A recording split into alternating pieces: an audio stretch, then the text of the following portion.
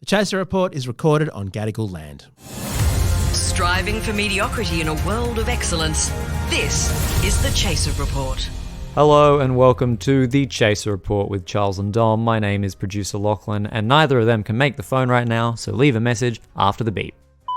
Just kidding, it's a podcast. You should know that we can't leave messages. It is a one-way medium and you are supposed to listen, which is why today we're going to pull out one of the old episodes from the vault. There are 900 episodes now, so I've got a lot to choose from. And I thought it'd be a lot of fun to revisit our summer war stories series we did in 2022. And we're going to have a listen to an episode where Andrew tells Charles and Dom the difference between his surprise Spruiker character and the crazy warehouse voiceover character.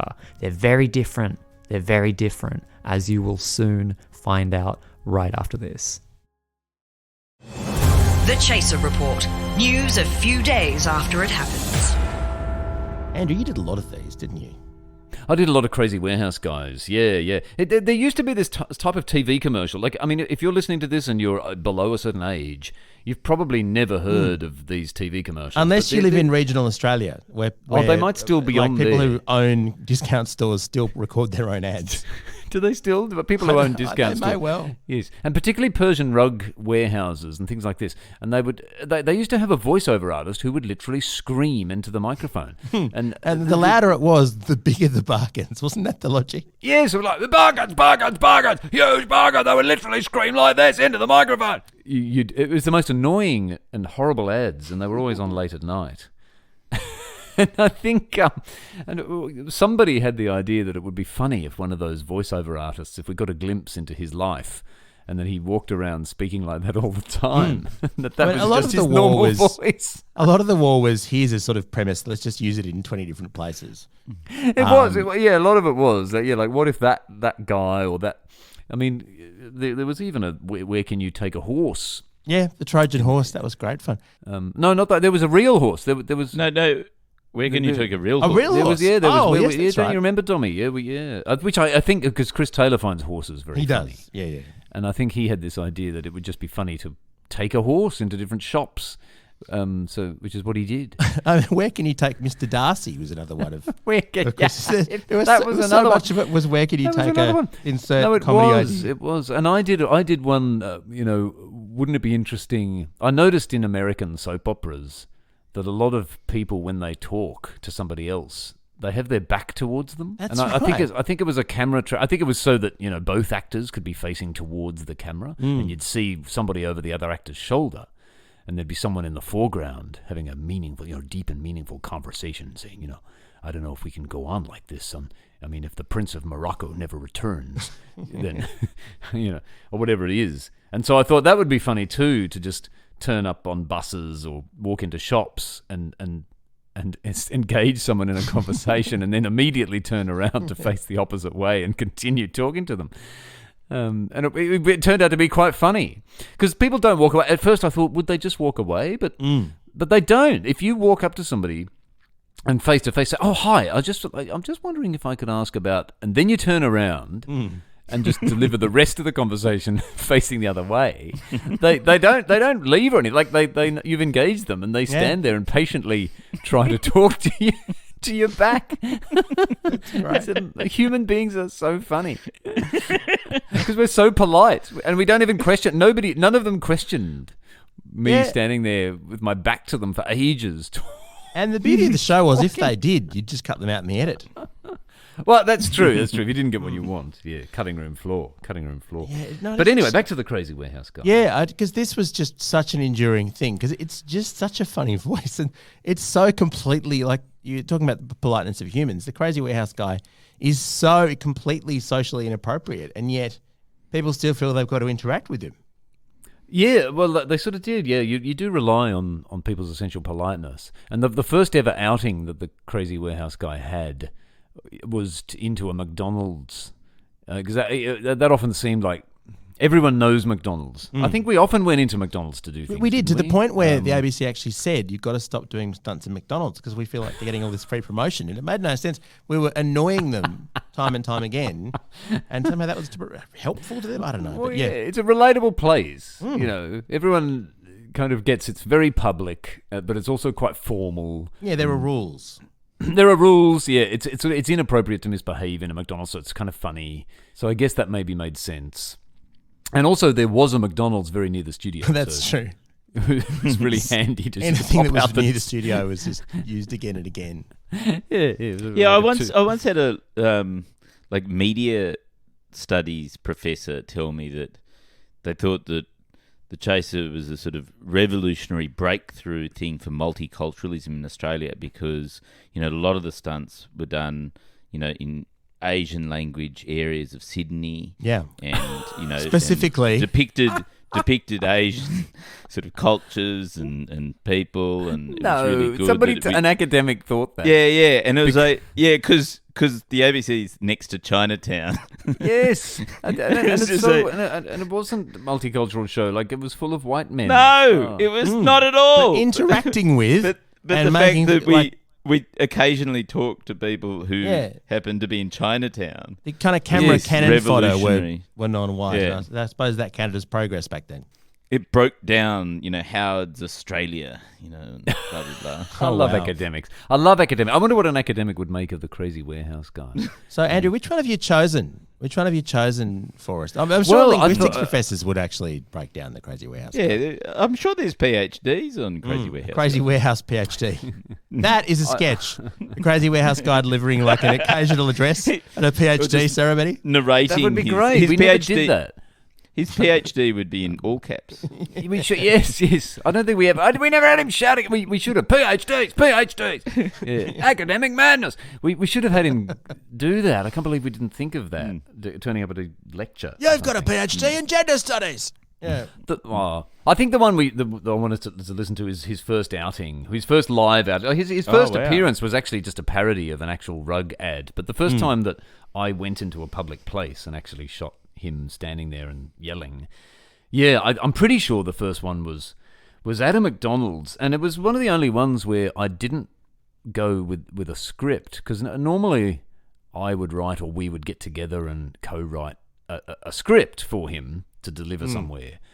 But in the McDonald's, I think because it was the first one, it was more of a let's go out and see, you know, what happens when he goes in and just shouts in places. And I was able to essentially make the script by just looking up at the menu on the wall and yelling it. So that's what you'll now hear me do, or hear the Crazy Warehouse guy do in McDonald's. Here it is. Hello, I'm fine. I'd like to order a meal, thanks, but I just need a moment to decide. I can't believe how many choices you've got here. Bacon and egg Thai, chicken Italian supreme, chicken tandoori, veggie pesto, turkey and cranberry, chicken Caesar, mustard beef, Big Mac, quarter pounder with cheese, chicken, fillet of fish, small value meal for only $5.25. That's $5.25. Unbelievable value, $5.25. That price is never to be repeated. $5.25. Salads plus, nothing under 10 grams of fat. That's 10 grams of fat. There's nutrition for you. It's absolutely amazing. You better grab it before lunchtime. I assume I was being escorted out during that last. The birth of an icon. But the thing is with McDonald's as well is they would have had people genuinely like shouting at them at other times of day. Like if you'd gone in there on 2 or 3 in the morning, you probably wouldn't have been able to be heard over all the shouting. They didn't. They barely batted an eyelid. The poor staff.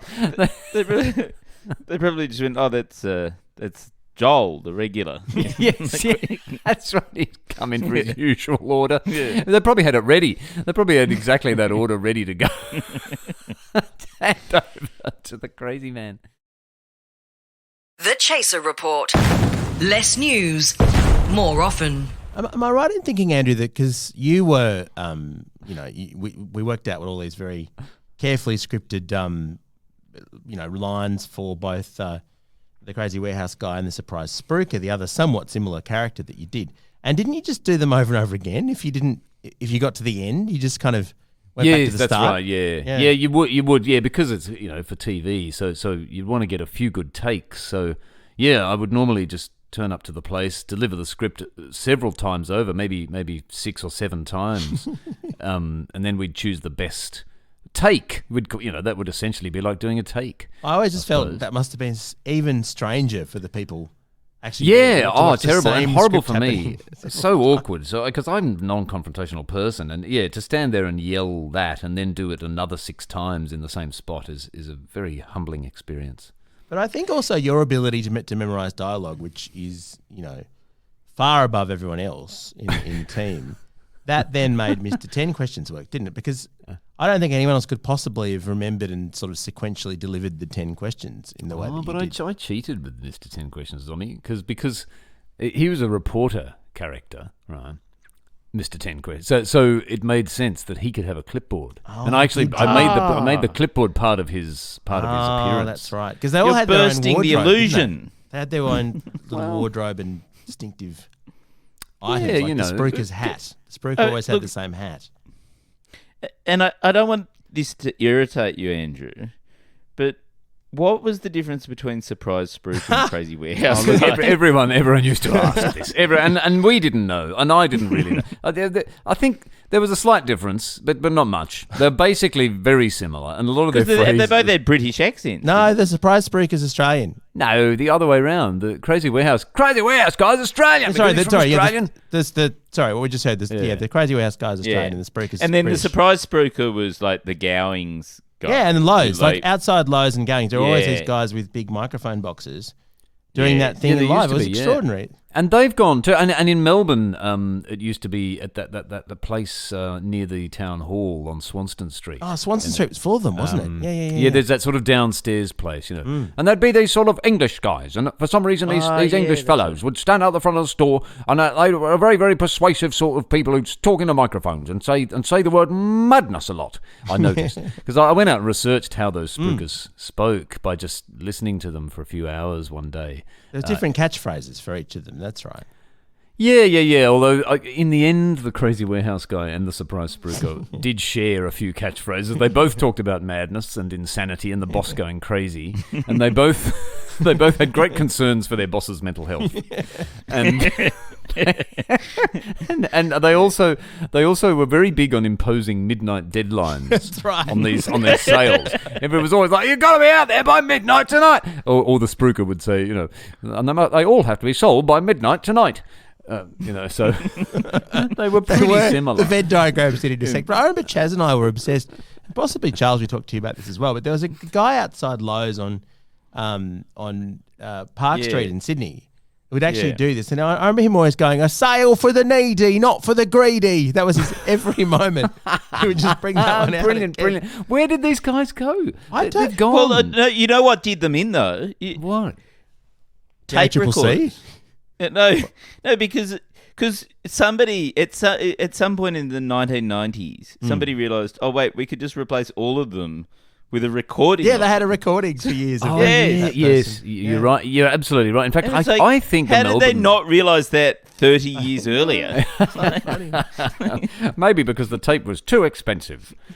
Probably back then it was cheaper to just hire a British man. But it was always British. And then when you watch Lock, Stock and Two Smoking Barrels, there's that amazing first scene where the guy's spruiking like stolen goods on this, and it's exactly the same patter. So somehow we got them directly from Cockney London. Oh yeah, we did. Yeah, no, they've got it down pat. They've worked out a great sales spiel that Australians never really worked out. Oh, except for when we shouted like this, when we kind of borrowed this. Did they ever meet? Was there a sketch where they met? I thought I remember that. There is a sketch. There's a climactic sketch where the Crazy Warehouse guy meets the Surprise Spruiker, and they have a confrontation. And the common words in a rug warehouse. We shot it in an actual Persian rug warehouse. At that point, you just can't really take the characters anywhere else, can you? That's just well, that was it. I mean, we felt it had run its course. I think by then, so it needed an ending, didn't it? It was you were never the bravest when it came to doing these sorts of stunts. It was always you hated them, didn't you? I hated them. I hated doing them, and so did Chris Taylor. No, it was sort of Craig and Julian loved doing them. Relished going out and upsetting people. Julian Morrow still does, as you can, if you've been keeping up with the news. Be careful, Andrew. But he, He no may one in the sue chase you. has sued someone else in the chase yet. no, he's having the Be time very of his life to upsetting people out there, and I wasn't. I'm very non-confrontational, but I did like the joke, so I would do something for the gag, but I didn't have a good time. I used to drink because I was so nervous. Did you? And actually, yeah. You know, I also get very nervous. Drink alcohol. Yeah, but I did. No, but maybe I should tell you Is about that 'cause- that. Let me tell you is about that- that in the next installment. That should be a cliffhanger. Okay. That should be a But can I- cliffhanger. Andrew Hansen's that's the alcohol cliffhanger. problem. Yeah, my booze problem on the Chasers War and everything. Stay tuned. And how would Surprise Spruiker plug that episode? Yeah, that's right. Booze. Absolute madness. Something like that. I can't do him anymore. I'm rusty. Rusty. I've got, what is it? The voiceover artist has gone crazy and completely forgotten how to do it. All right. Yeah. Thank you, Andrew. We'll get into that next time.